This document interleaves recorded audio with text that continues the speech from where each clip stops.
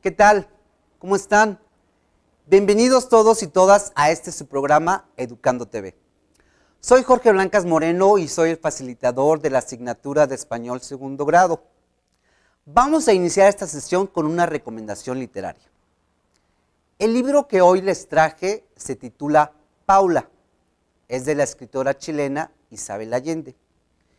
Isabel Allende es sobrina del expresidente Salvador Allende, el cual fue derrocado por los Estados Unidos y que pasó a ser una figura importante de la historia de Chile y de Latinoamérica. Pero Isabel Allende tomó el rumbo de las letras y empezó a crear ficción. Ella es una escritora de ficción, o sea, de novelas y de cuentos. Recuerdo que el primer libro que leí de ella fue La Casa de los Espíritus, que después se volvió una película. También leí De Amor y de Sombra, que también después se volvió otra película. Y otro libro que leí de ella fue Los Cuentos de Baluna. Esas tres que acabo de mencionar, esas tres novelas, son ficción. Pero la recomendación literaria que traigo hoy de ella no es una ficción, es una mezcla de autobiografía novelada. ¿Por qué? Porque Isabel tenía una hija que se llamaba Paula, igual que el título del libro. Y cuando Isabel está teniendo mucho éxito literario, su hija cae de repente enferma en un hospital. Y a partir de ahí, entonces, Isabel empieza a narrarnos todo lo que le pasa a Paula. Paula tiene una enfermedad terminal en la que no hay cura y ella termina falleciendo, ya les conté el final. Pero aunque suene un poco tétrico, eso no es lo importante. ¿Por qué se los estoy recomendando? Les estoy recomendando este libro porque Isabel Allende, y lo dice en algunas entrevistas, el libro es como una catarsis para ella. Y además nos prueba cómo a veces las palabras, los textos escritos, la literatura, son un salvavidas para muchas personas. Pueden ser mundos en los que uno se sumerja para también poder seguir continuando con nuestras vidas cuando hay problemas. Pues bien, esa es nuestra recomendación literaria, Paula, de Isabel Allende. Y bueno, pues vamos a iniciar con nuestro tema de hoy. Nuestro tema de hoy es nuestra segunda sesión de la sesión anterior, que fue el cuento. Recuerden que nos aproximamos, abordamos el cuento a través de un breve análisis, y a través de ese análisis también empezamos a ver la estructura del cuento y los elementos que conforman un cuento. ¿Sí recuerdan que leí un cuento de El joven celoso? ¿Recuerdan que analizamos ese cuento? Y que a partir de ahí vimos algunos elementos que lo conforman. Bueno, pues vamos a retomar eso porque hoy quiero que quede bien claro cuáles son los elementos que pueden ser modificados, cambiados en un cuento. Para lo cual entonces vamos a ver la siguiente imagen. Adelante. En la siguiente imagen estamos viendo entonces cuáles son los aspectos que pueden ser modificados en un cuento. El primero puede ser la trama o el argumento. Esto puede ser cambiado en el planteamiento o durante el desarrollo, o el final puede ser cambiado, o el clímax del cuento puede ser cambiado. Abajo también dice que pueden ser cambiados los personajes. Los personajes también pueden ser cambiados. Esto es, pueden cambiar físicamente, pueden cambiar sus acciones dentro del cuento. Otra cosa que puede cambiar dentro del cuento es el lenguaje. Si estamos utilizando un lenguaje formal, puede ser cambiado a uno más informal o de uno informal a uno formal. Otro aspecto que puede ser cambiado y que estamos viendo en la pantalla es el ambiente o la atmósfera. También el tiempo en que sucede el cuento, si está en presente, puede ser cambiado a un futuro o al pasado. Bueno, entonces, estas cosas, estos elementos, estos componentes son lo que puede ser cambiado, reescrito, modificado en un cuento. Ahora que nos quedó ya más claro entonces, y que ya sabemos cuáles son los aspectos que pueden ser modificados, ¿cómo lo vamos a hacer? Bueno, en la clase anterior ya vimos algunos recursos. Hoy vamos a ver otros recursos. Vamos a ver entonces el adjetivo y los sinónimos. Si mal no recuerdo, ustedes en primaria ya vieron a los adjetivos y a los sinónimos.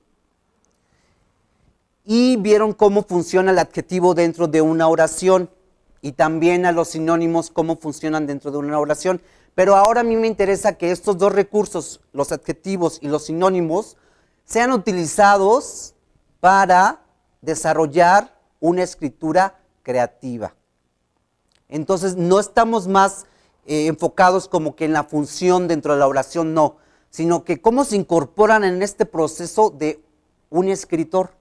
Eso es lo que me interesa que ustedes vean. Y entonces vamos a empezar primero con los adjetivos. Y para eso traje la siguiente tabla. Adelante.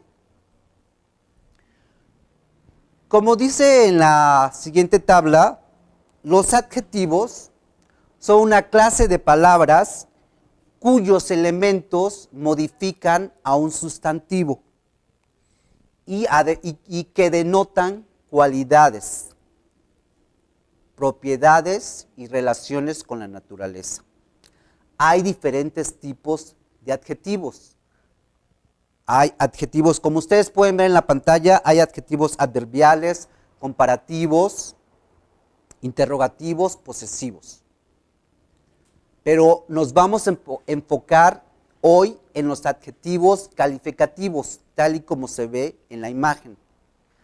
Los adjetivos calificativos entonces son aquellas palabras que otorgan o que modifican al sustantivo y que expresan alguna cualidad o algún tipo de relación entre el sustantivo y el adjetivo.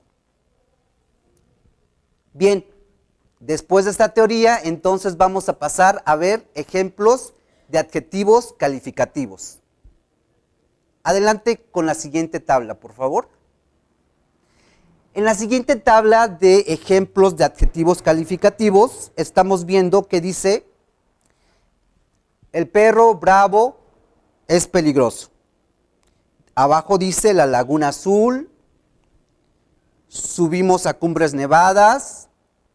Abajo dice, ella leyó un libro interesante. Juan tiene pelo rubio y ojos claros. La suave brisa movía su cabello agitadamente. Todo eso estamos viendo en pantalla. Bien, pues en la tabla lo que está rayado, lo que se ve en rayas, es el adjetivo. Entonces, veamos otra vez en la tabla. Dice, el perro bravo es peligroso. Allí el adjetivo calificativo es bravo, porque le otorga al perro, que es el sustantivo, una cualidad. La siguiente es entonces la laguna azul. El adjetivo está rayado y es azul, que le otorga calidad o una cualidad a la laguna. Después dice, subimos a Cumbres Nevadas. Está subrayado Nevadas, porque ese es el adjetivo que le otorga una cualidad a las cumbres. Más abajo dice, ella leyó un libro interesante y está subrayado interesante. Ese es el adjetivo. Abajo dice, Juan tiene pelo rubio y ojos claros. está subrayado rubio y claros. Rubio es el adjetivo que otorga algún tipo de cualidad al pelo y claros a los ojos. Claro que esto podría ser, por ejemplo, pelo negro, ojos oscuros.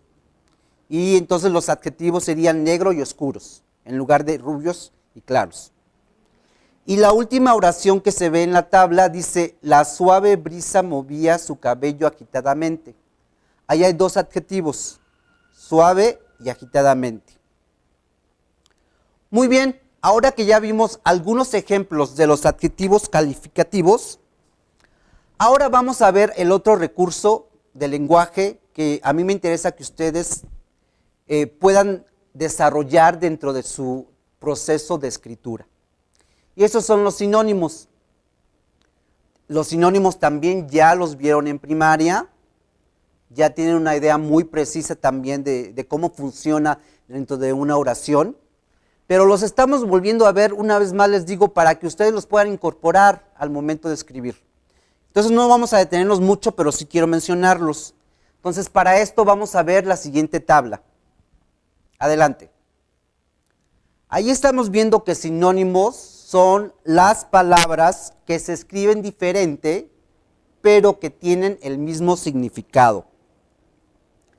Y que en un texto creativo se utiliza para que no se repitan en un mismo párrafo las mismas palabras. Porque si se repiten las mismas palabras, pues entonces el párrafo, el texto puede ser bastante tedioso, cansado o no está bien redactado, ¿verdad? Entonces por eso me interesa que ustedes sepan cómo utilizarlos. Bien, para eso entonces vamos a ver la siguiente imagen. Adelante. Ahí estamos viendo entonces el concepto de sinónimo, que ya les dije, son las palabras que se escriben diferente, pero que tienen el mismo significado. Muy bien. Ahora vamos a pasar a ver un ejemplo de sinónimos. Yo supongo que ustedes ya conocen muchos. Por ejemplo, uno rápidamente es ver, mirar, observar. Entonces, bajo esa misma lógica vamos a ver la siguiente tabla de sinónimos. Bien, en la tabla de ejemplo de sinónimos estamos viendo de un lado amplificar, y su sinónimo sería ampliar, advertir, y su sinónimo sería prevenir, boda, y el sinónimo sería matrimonio, bonito, y el sinónimo sería hermoso, cabello, y su sinónimo es pelo, causa, y el sinónimo es motivo, danza, el sinónimo es baile, economizar, el sinónimo es ahorrar, morir, el sinónimo es fallecer, fácil, el sinónimo es sencillo, famoso, el sinónimo es célebre, y por último, felicidad, y el sinónimo es dicha. Muy bien, pues ya vimos entonces los sinónimos, y ahora me interesa que ustedes vieran estos adjetivos y sinónimos, como los dije, para que ustedes los utilicen en el momento de crear su propio texto.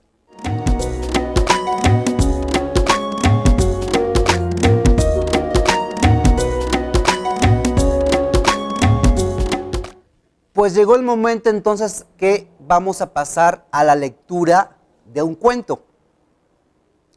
Pero quiero que desde el momento en que yo empiece a leer el cuento, ustedes empiecen a hacer un análisis básico, que se fijen en el título, en el autor, que empiecen a identificar qué tipo de recursos literarios está utilizando el autor, qué tipo de recursos lingüísticos está utilizando el autor.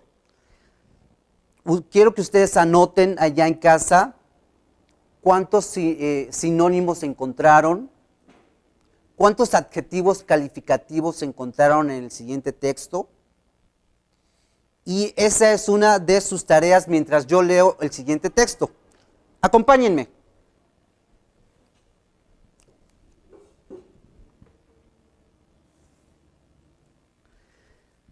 Pues yo voy a leerles un texto de este libro que se llama Antología de Cuentos de Terror.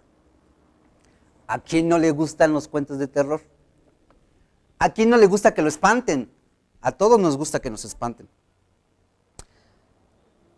Esta antología está realizada por Rafael Llopis, de la editorial Alianza Taurus. Muy bien, pues entonces yo les traje y yo voy a leer un cuento de Montague Rhodes James, o sea, James Montague Rhodes. Él es un escritor inglés y vamos a darle entonces inicio a esta lectura donde, les repito, quiero que ustedes ya empiecen a identificar títulos, personajes, ambientes, acciones, atmósferas, recursos literarios, recursos lingüísticos, adjetivos calificativos, sinónimos, lo que hemos visto en estas dos clases. Bien, empieza así. El título es Había un hombre que vivía junto a un cementerio. El autor es James Montague Rhodes. Estas son, ¿sabéis?, las palabras con que empieza el cuento sobre espíritus y trasgos que Mamilius, el menor hijo de cuantos aparecen en todo el teatro de Shakespeare, estaba contando a su madre, la reina, y a las damas de la corte, cuando entró el rey con sus guardias y se la llevaron presa. Del cuento no se nos dice nada más. Mamilius murió poco después, sin haber tenido ocasión de acabarlo de contar. Ahora bien, ¿cómo habría terminado? Shakespeare lo sabía sin duda, y yo seré lo bastante osado para decir que también lo sé. No iba a terminar en nada nuevo. Iba a ser el cuento que probablemente todos habéis oído, e incluso quizá contado alguna vez. Todo el mundo puede meterlo en el molde que más le guste. Este es el mío. Había un hombre que vivía junto a un cementerio. Su casa tenía un piso bajo de piedra y un piso alto de madera. Las ventanas delanteras daban a la calle y las traseras al cementerio. Había pertenecido anteriormente al cura del lugar, pero esto ocurrió en tiempos de la reina Isabel. El buen párroco era hombre casado y necesitaba más habitaciones. Además, a su esposa le disgustaba ver el cementerio por la noche, desde la ventana de su habitación. Decía que veía, pero no os importe lo que decía. De cualquier modo, no dio tregua a su esposo hasta que éste consintió en mudarse a una casa mayor en la calle del pueblo. Entonces la antigua fue alquilada por John Poole, un viudo que la habitaba solo. Era un hombre de edad, aficionado a guardar todo para sí, y las gentes decían que tenía no poco de avaro. Esto era más que verosímil, pues si el hombre era morboso en otros sentidos, ¿por qué no lo iba a hacer en aquel? En estos tiempos era común enterrar a los muertos de noche, a la luz de las antorchas, y se observó que siempre que había un entierro, John Poole estaba en su ventana, ya en el piso abajo, ya en el piso arriba, según desde el cual los dos pudiese verlo mejor. Llegó una noche en que iba a ser enterrada una vieja, mujer de muchos dineros, pero poco apreciada en el lugar. De ella se había dicho lo de siempre, que no era cristiana y que noches tales como las de difuntos y la de San Juan no sería fácil encontrarla en su casa, que tenía los ojos rojos, que era espantosa de ver y que nunca nadie llamó a su casa. A pesar de todo, cuando murió, dejó una buena bolsa de dinero a la iglesia. No había tormenta la noche que la enterraron. Estaba en calma y despejada. Pero sí hubo cierta dificultad para encontrar quienes cargasen el cuerpo y las antorchas. Aunque ella había dejado honorarios más que generosos para que hicieran el trabajo, fue difícil encontrar quien quisiera enterrarla. Así que fue enterrada envuelta en un paño y sin ataúd. No asistieron solo más que los imprescindibles. Mientras tanto, John Poole espiaba desde su ventana.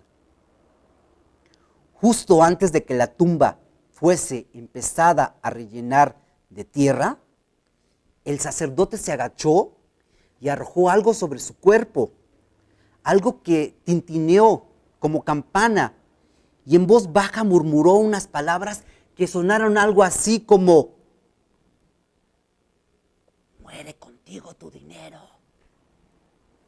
Después se alejó apresuradamente y lo mismo hicieron los demás, excepto uno que se quedó con una antorcha para alumbrar al sacristán y a su hijo mientras estaban echando tierra al hoyo.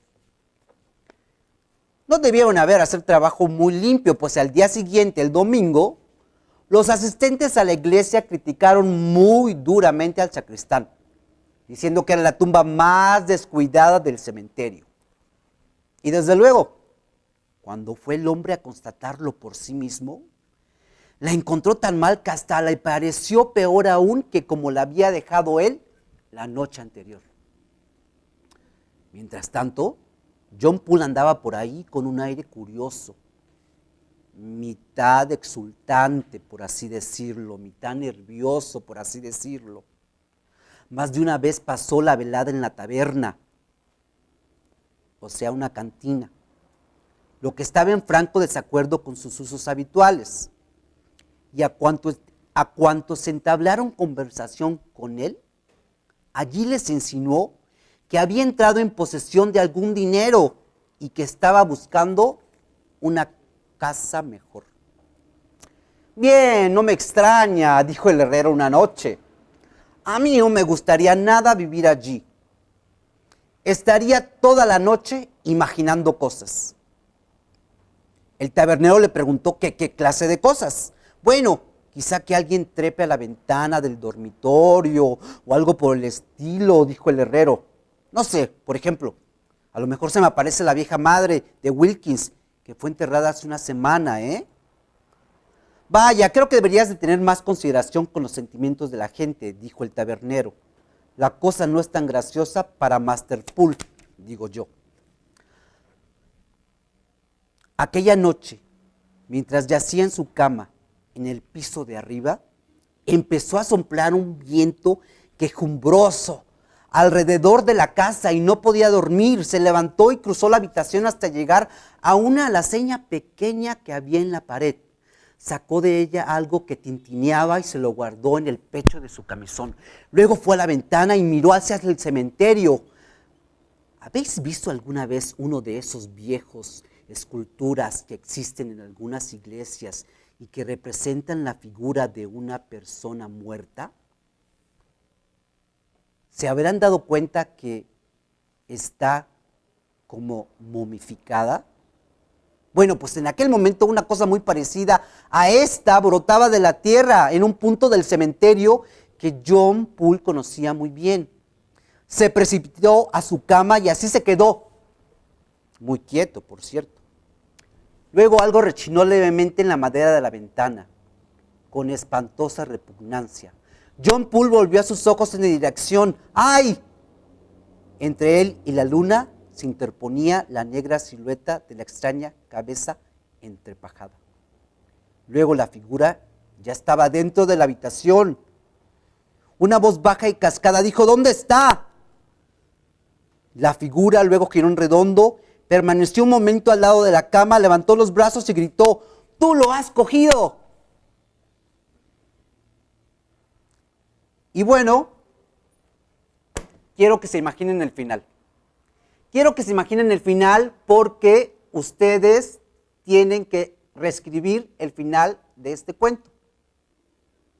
y esa sería entonces su tarea. Y esa sería entonces un avance en el proyecto final, que ustedes reescriban o modifiquen los aspectos de un cuento. En este caso les va a tocar reescribir o modificar el final de este cuento que se llamó Había un hombre que vivía junto a un cementerio. Por mi parte eso es todo, espero que la lectura les haya interesado un poco o que les haya espantado un poco y nos vemos en la próxima sesión donde continuaremos con el tema de modificar variantes de un mismo cuento. Soy Jorge Blancas Moreno y los dejo. Hasta la próxima.